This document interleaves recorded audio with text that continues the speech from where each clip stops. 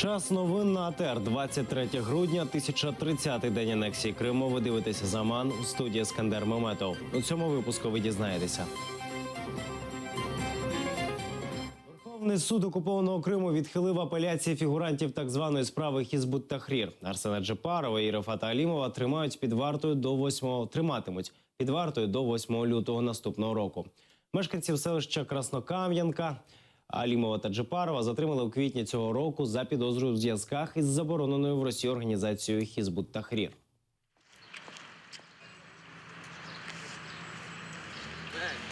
У Києві під посольством Росії в Україні провели акцію незгоди з репресіями та зникненням людей в окупованому Криму. Організатори підбили підсумки, розказали, скільки людей зникло та заарештовано. Більше знає Ельвіна Сідбулаєва. Активісти показують, які подарунки Путін цього року зробив Криму. Серед них імена зниклих та незаконно засуджених. 11 квітня щез Арсен Алієв. Зараз ми не знаємо, де він знаходиться. В квітні 2016 року був заборонений меджліс кримськотатарського народу.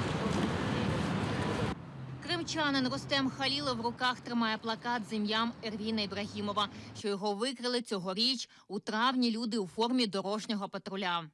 Это нагнетание определенного страха, конечно. Это действительно борьба с инакомыслием в таких вот самых ужасных его формах. Мы собираемся здесь каждый месяц, чтобы напоминать об этом, что мы тоже об этом не забыли, чтобы люди тоже об этом помнили. 15 плакатів з іменами людей. Всі вони зникли за час російської окупації. Серед них 12 кримських татар. Де оці люди, імена яких написані на табличках, і де розслідування тих злочинів, які творить окупаційна влада зараз в Криму. Кожному українцю має бути це близьке, він має зрозуміти, що відчувають ці сім'ї, відчути ці почуття і прийти сюди. І тільки наша наполегливість змусить РФ щось зробити і знайти цих людей. Акція під російським посольством відбувається півроку. Цього року було 31 кримінальна справа, яка була заведена проти кримчан. 3 людям був продовжений строк перебування під вартою, 9 обвинувальних вироків сумарним строком на 89 років. Ми зверталися і до робочої групи ООН з насильницьких зникнень, зверталися і до державних органів влади, які завели кримінальні справи щодо зникнення Ервіна Ібрагімова і ряда інших зниклих людей. Організатори акції під посольством Росії презентували кампанію «Fine Free», в рамках якої активісти і правозахисники проводитимуть адвокатську роботу. Ельвіна Сідбулаєва, Ельдар Тарахташ, «Заман», АТР. Президент Росії Владимир Путін вважає українського режисера Олега Сенцова і так званих кримських диверсантів Євгена Панова і Андрія Захтєя терористами. Про це він заявив під час прес-конференції, відповідаючи на прохання журналіста «Уніан» Романа Цимбалюка звільнити журналіста Романа Сущенка. Владимир Владимирович, за последние годы ваша страна под вашим руководством отловила так много граждан Украины, что режиссеры с мировым именем просят вас освободить украинского режиссера, потому что дела против граждан Украины выглядят политически мотивированными. И если пытать людей, как крымских диверсантов Захтея и Панова, то в шпионаже в пользу Украины признаюсь я и даже вы. По поводу задержанных военнослужащих, сотрудников военной разведки Украины. Никто их не пытал и не бил. Ну, конечно, ни у кого нет желания держать там журналистов, если они занимаются журналистской деятельностью. Но скажите, пожалуйста, что нам делать, если кинорежиссер, а это доказано в суде, готовился к совершению террористических актов? Его отпустить только за то, что он режиссер? Що б ви сказали народові, якби були Путіним? Таке запитання поставили мешканцям Москви журналісти Радіо Свобода. Спуститься на землю и вернуться к нам, к людям, как мы должны жить, как Новый год встречать. А все это вот в Сирии, в мире, Украина. Сказал бы, что Донбасс – это Россия. И что Крым мы не отдадим, что он наш, все. Ну, во-первых, я бы Путиным не была, потому что я, во-первых, не диктатор, во-вторых, не вождь. Я человек, который не будет развязывать войны. Все будет хорошо, все со временем станет Очень хорошо даже. Вот. Просто успокоить народ. Я бы хотела услышать правду. Вот, все как есть, а не как говорят. И очень хотелось бы, чтобы на этой пресс-конференции он не уходил от ответов так очевидно, как на прошлом.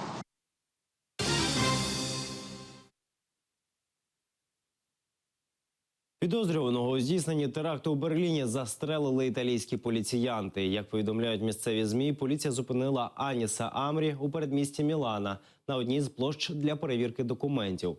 Між поліцейськими і підозрюваним зав'язалася перестрілка, внаслідку якої Амрі застрелили. Він встиг поранити поліцейського. 24-річний тунісець Аніс Амрі 19 грудня на вантажівці в'їхав в натовп. В результаті 12 людей загинуло, 50 поранено. Відповідальність на себе взяла організація ІДІЛ. В мережі з'явилося відео нападу на різдвяний ярмарок в Берліні. Воно знято на відеореєстратор машини, що проїздила повз. Серед загиблих в трагедії 6 німців, 1 громадянин Ізраїлю, 1 італієць, поляк та українець. Особи ще 2 людей досі невідомі. Свідки та жертви берлінського теракту розповіли про події того вечора. Коли після удару я прийшов до тями, я лежав на землі, обличчя заливала кров з рани на чолі. Тоді повернув голову у пошуках дружини, вона була переді мною. Я його знайшла у кутку, допомогла звестися на ноги, і ми пішли геть, боячись, що у вантажівці може бути вибухівка. Ми відразу зрозуміли, що то напад. Сирійська армія повернула собі контроль над Алеппо. В боях за місто між силами опозиції, урядовими військами, джихадистами та іншими формуваннями за 4 роки загинуло близько 30 тисяч цивільних. З вересня цього року сирійська армія і Росія бомбардують контрольовані повстанцями території. А за даними ООН, за останній тиждень зі східного Алеппо евакуювали 34 тисячі людей. Ця перемога є стратегічним та важливим поворотом у війні з терором та нищівним ударом по тероризму та тих, хто його підтримує. Російська армія систематично обстрілювала територію України влітку 2014 року. Про це свідчить доповідь експертів британського ресурсу Bellingcat. Супутникові знімки доводять, що по українських позиціях були випущені тисячі артилерійських снарядів. У доповіді опубліковано велику кількість схем, фото і відеоматеріалів, що підтверджують висновки британських експертів. Всі фото є у вільному доступі в інтернеті, проте Bellingcat – єдиний ресурс, який проаналізував їх та опублікував висновки. Це була систематична спроба російської армії знищити українські війська, які стояли уздовж кордону. З огляду на докази, що ми зібрали, можна точно сказати, що це був акт війни з боку Росії проти України. Можливо, уряди деяких країн не хотіли оприлюднювати докази обстрілів України з боку Росії, бо це негативно вплинуло б на політичну ситуацію і зашкодило якійсь стороні. Крим необхідно повернути Україні. Про це заявив російський письменник-сатирик Віктор Шендерович. На відміну від опозиціонера Алексія Навального, він вважає, що новий референдум не стане вирішенням проблем Криму. Ворованное надо отдать. Да? То, что так получено, надо вернуть. Если мы хотим вернуться из этой серой, нелегитимной зоны в статус легитимный, я даже сейчас говорю не про международное положение, так сказать, ситуацию, а просто сами для себя, то ворованное надо положить где взять. В Сімферополі обрали найталановитіших дітей з усіх куточків Криму. Проект «Джанлесіс» покликаний віднайти молоді дарування серед кримської молоді. Це конкурс талантів, фіналом якого став великий концерт з піснями і танцями.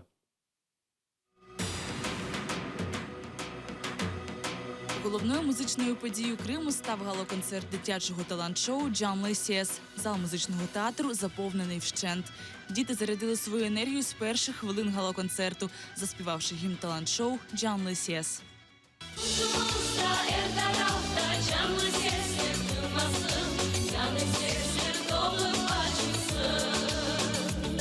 Організатори рік готували це шоу. Пошук обдарованих дітей проходив по всьому півострову з двоетапними відбірковими турами. Несмотря на то, что Татлы-Сес, как проект телеканала «Ля-Ле», был вынужден пока в Крыму закрыться, мы, тем не менее, не прекратили эту традицию проведения подобных вот ярких, очень красочных, очень нужных конкурсов для нашего народа.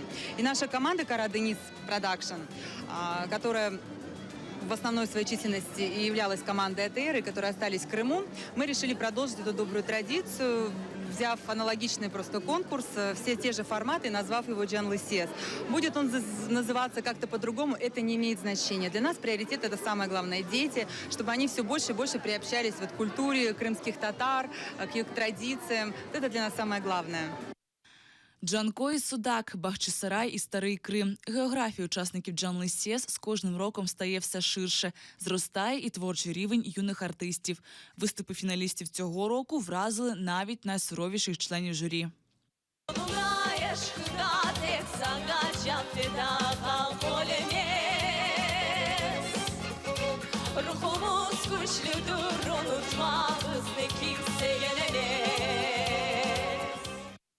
Чудові дзвінки голоси дітей, серед яких були не тільки кримські татари. Заворожують грація та вогняно-лихі національні танці, що їх ставили імениті майстри.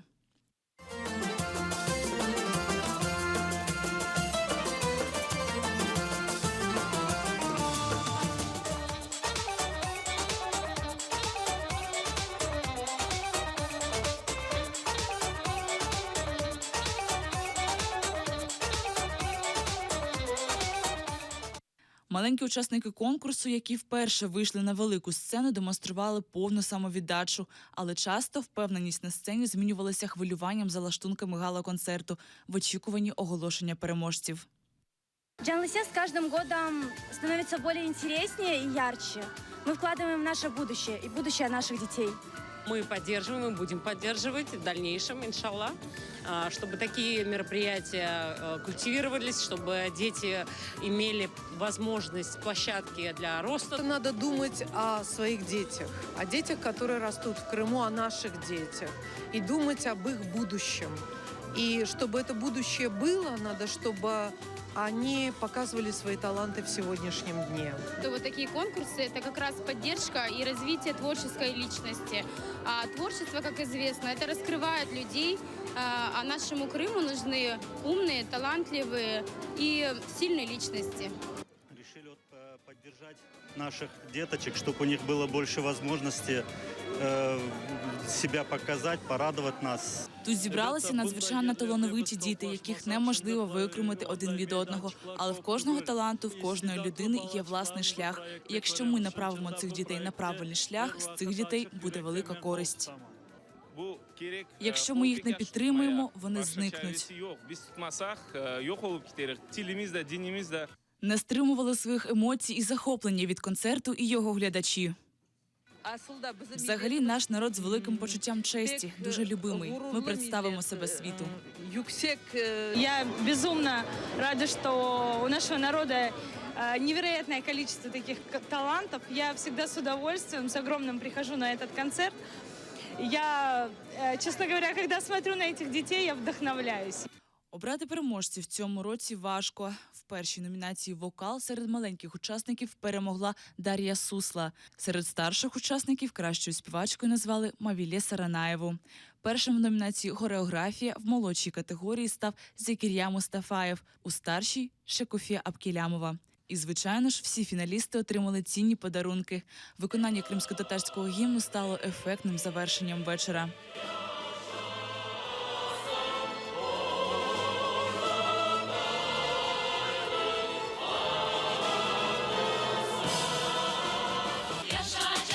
Лідія Полянська, Заман, АТР. Це всі новини на цей час. Більше розкаже Ельдар Курцейтов у наступному випуску «Заман». Гарних вихідних, будьте з АТР. Побачимось наступного тижня.